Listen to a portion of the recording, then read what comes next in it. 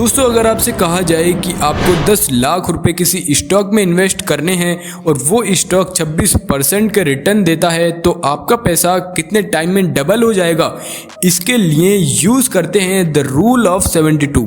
Simply आपको 72 को return से डिवाइड करना होता है, जो इस केस में 26% है, यानी आपका पैसा लगभग 3 साल में 2 गुना हो जाएगा। तो अब आपका पैसा 30 साल में कितना हो जाएगा, चलो इसको मैन्युअली कैलकुलेट करते हैं। आज की तारीख में हमारा पैसा है 10 लाख, 3 साल बाद 20 लाख होगा, 6 साल बाद 40 लाख होगा, 12 साल बाद 80 लाख और फिर 24 साल बाद 1.6 करोड़ हो जाएगा और 30 साल के बाद ये 2 करोड़ हो जाएगा, यानी 30 साल बाद आपके पास 2 करोड़ होंगे। लेकिन ये कैलकुलेशन गलत है। अगर आपका पैसा हर 3 साल में डबल हो रहा है तो इसका मतलब ये है कि आपका पैसा 9 साल बाद 80 लाख और फिर 12 साल बाद 1.6 करोड़ और 30 साल बाद आपका पैसा 102 करोड़ होगा। और ये मैं नहीं कह रहा हूँ, ये पावर है कंपाउंडिंग की, और इसे आप किसी वेबसाइट पर जाकर भी इजीली चेक भी कर सकते हो। अब आपके दिमाग में सवाल आ रहा होगा, अगर ये सच में ऐसा ही काम करता है तो लोग बैंक में पैसा क्यों डालते हैं? तो इसका जवाब इतना सीधा नहीं है। चाहे आप कंपाउंडिंग की पावर को समझो या फिर ना समझो, ये हमेशा आपके खिलाफ काम करता रहेगा जब तक आप इसका यूज़ नहीं करना जानते। अब इंडिया का इन्फ्लेशन रेट यानी महंगाई की दर लगभग 8 से 10% है, यानी अगर आज आपके पास 1000 हैं तो अगले 7 से 8 साल में उनकी वैल्यू महज सिर्फ 500 रुपये रह जाएगी। स्टॉक मार्केट को लोग रिस्क समझकर उसकी जगह पर बैंक, एफडी या फिर इंश्योरेंस कंपनीज को चुनते हैं। इसी डर की वजह से बैंक और इंश्योरेंस कंपनीज आपसे और हमसे अमीर बनने का ये राज बड़ी आसानी से छुपा लेती हैं। इसको समझने के लिए पहले हमें ये समझना होगा कि इन्वेस्टमेंट इंडस्ट्री काम कैसे करती है।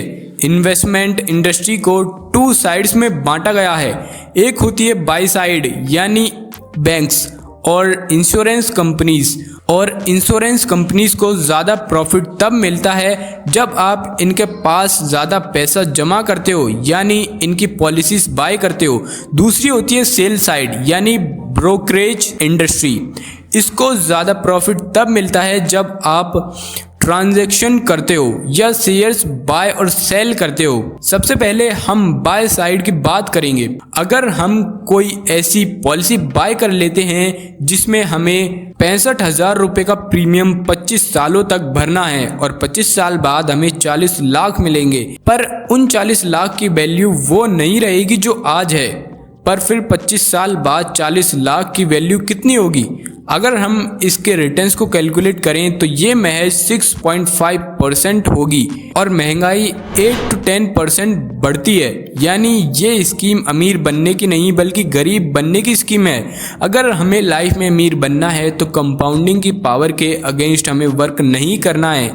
और अगर हम यही सेम अमाउंट इंडेक्स फंड में इन्वेस्ट करते तो ये सेम टाइम पीरियड में करीब 12% के रिटर्न के साथ 1 करोड़ हो चुका होता। लेकिन बैंक्स और इंश्योरेंस कंपनीज हमसे ये बात हमेशा छुपाती हैं और अपनी स्कीम्स का खूब एडवर्टाइजमेंट करती हैं और एजेंट्स को भर भर के कमीशन देती हैं। अब दूसरी आती है सेलिंग साइड यानी ब्रोकर्स। अब कुछ लोग थोड़ा रिस्क उठाते हुए स्टॉक मार्केट में एंटर करते हैं, लेकिन वहां उनकी सबसे बड़ी मुसीबत ब्रोकर्स बन जाते हैं। वो कैसे? जब भी आप किसी ब्रोकर की सर्विस के लिए साइन करते हो तो वो आपको कुछ एडिशनल सर्विसेज फ्री में प्रोवाइड कराता है, जैसे ट्रेडिंग के लिए ट्रेड्स देगा। कुछ ब्रोकर तो आपको डेली कॉल्स भी प्रोवाइड करेंगे कि आपको कौन सा स्टॉक बाय करना है, कब सेल करना चाहिए, और लोग उन्हें एक्सेप्ट भी कर लेते हैं। लेकिन जब आप किसी भी सक्सेसफुल इन्वेस्टर की हिस्ट्री पढ़ेंगे जिन्होंने एक्चुअली में स्टॉक मार्केट से अच्छा पैसा कमाया है और उनके इंटरव्यूज को देखेंगे तो वो हमेशा long term buy and hold ही रिकमेंड करेंगे। तो देखो ये फेमस लाइन है कि stock market is a device to transfer money from the impatience to patience, यानी जो पेशेंस के साथ इन्वेस्ट करेंगे वो पैसा कमाएंगे और जो बार बार बाय और सेल करेंगे वो गवाएंगे। लेकिन अगर सभी लोग इसी पेशेंस के साथ इन्वेस्ट करेंगे तो ब्रोकर्स का पैसा बनेगा कैसे? अब इसका सीधा सा मतलब है कि अगर ब्रोकर आपका पैसा बनने देगा तो वो खुद भूखा मरेगा। तो इससे बचने के लिए ब्रोकर्स फ्री सर्विसेज देंगे कि देखो आज मार्केट क्यों ऊपर गया, हमारा एनालिसिस देखो, या देखो ये स्टॉक आज ऊपर क्यों गया, और आपको लगेगा कि आप कुछ सीख रहे हो, लेकिन एक्चुअल में ये डेली फ्लक्चुएशन कुछ काम के नहीं होते। तो जो लोग स्टॉक मार्केट को डिस्कवर कर भी लेते हैं उनमें से 99% लोग ट्रेडिंग करते हैं या फिर यही पूछते रहते हैं कि कौन सा स्टॉक लेना है, कौन सा कब सेल करना है, क्योंकि ये ब्रोकर्स और टीवी न्यूज़ चैनल सारे न्यू इन्वेस्टर्स का ब्रेन वॉश कर देते हैं। तो इसलिए इन्वेस्टर्स को चाहिए कि way by and forget strategy का यूज़ करें। पर उन इन्वेस्टर्स को अपने स्टॉक्स को 10 साल के लिए होल्ड करना बोर लगता है। जो इन्वेस्टर्स बैंक एफडी में अपने पैसों के डबल होने का 10 सालों तक वेट करते रहते हैं, लेकिन स्टॉक मार्केट से उन्हें पैसा एक ही हफ्ते में डबल करके चाहिए होता है। लोग लॉन्ग टर्म के लिए एफडी और पॉलिसीज में इन्वेस्ट करते हैं और शॉर्ट टर्म के लिए स्टॉक मार्केट में ट्रेडिंग करते हैं, जिससे बाय साइड को फ़ायदा होता है और सेल साइड को भी फ़ायदा होता है और ट्रेडर्स बेवकूफ़ बना रहता है। जबकि वेल्थ क्रिएशन के लिए आपको चाहिए बिल्कुल इसका उल्टा। आपको शॉर्ट टर्म के लिए बैंक्स और इंश्योरेंस कंपनीज का यूज़ करना चाहिए और लॉन्ग टर्म के लिए स्टॉक मार्केट में इन्वेस्ट करना चाहिए।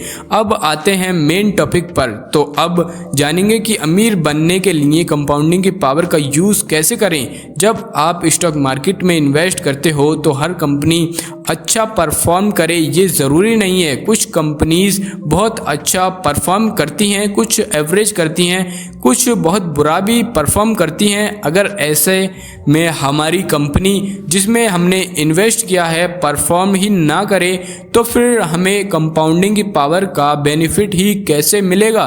तो इसके लिए आपको चाहिए कि आप 10 से 15 अच्छी कंपनीज को सिलेक्ट करें और अपना एक पोर्टफोलियो बिल्ड करें, जिसमें कुछ कंपनीज हो सकता है नेगेटिव रिटर्न्स दें, जिसमें कुछ एवरेज रहें, लेकिन अगर उनमें से एक कंपनी ने भी अच्छा परफॉर्म किया तो आप अपने टोटल इन्वेस्टमेंट से कई गुना पैसा कमा सकते हो। लेकिन अगर आप थोड़ी रिसर्च और कॉमन सेंस यूज़ करके अपना पोर्टफोलियो बिल्ड करते हो, अगर आपकी 15 कंपनीज में से 12 भी अच्छा परफॉर्म करती हैं तो आप अपने टोटल इन्वेस्टमेंट को कई गुना बढ़ा सकते हो। राकेश झुनझुनवाला की वेल्थ का भी बहुत बड़ा हिस्सा लॉन्ग टर्म इन्वेस्टमेंट से ही आता है। फॉर एग्जांपल, अगर आपने 2003 में 10 कंपनीज में इन्वेस्ट किया जिसमें से 9 कंपनीज ने नेगेटिव में रिटर्न्स दिए, लेकिन एक कंपनी टाइटन जिसमें आपने इन्वेस्ट किया था उसने बहुत अच्छा परफॉर्म किया। उस समय टाइटन के एक शेयर की वैल्यू थी 3 रुपये और आज इसका प्राइस है 3000 रुपये। यानी आज 20 साल बाद आपका पैसा 1000 गुना बढ़ गया होता। अब मान लेते हैं आपकी 9 कंपनीज की इन्वेस्टमेंट वैल्यू 0 हो जाती है और इस कंपनी की टोटल इन्वेस्टमेंट वैल्यू 10 करोड़ होती है। तो इस लिहाज से आपके टोटल इन्वेस्टमेंट पर भी ये 12% का रिटर्न मिलता है। इस तरह से भी आपके टोटल इन्वेस्टमेंट का रिटर्न आपके एफडी और इंश्योरेंस पॉलिसीज के रिटर्न से ज़्यादा होता। अगर आप अच्छे फंडामेंटल वाली कंपनीज में इन्वेस्ट करते हो तो वो अच्छा परफॉर्म करती हैं। अब आई होप आपको ये इन्फॉर्मेशनल वीडियो अच्छी लगी होगी। अगर आपको ये वीडियो अच्छी लगी है तो वीडियो को लाइक करके हमारे चैनल को सब्सक्राइब ज़रूर कर लें ऐसी वीडियोस देखने के लिए।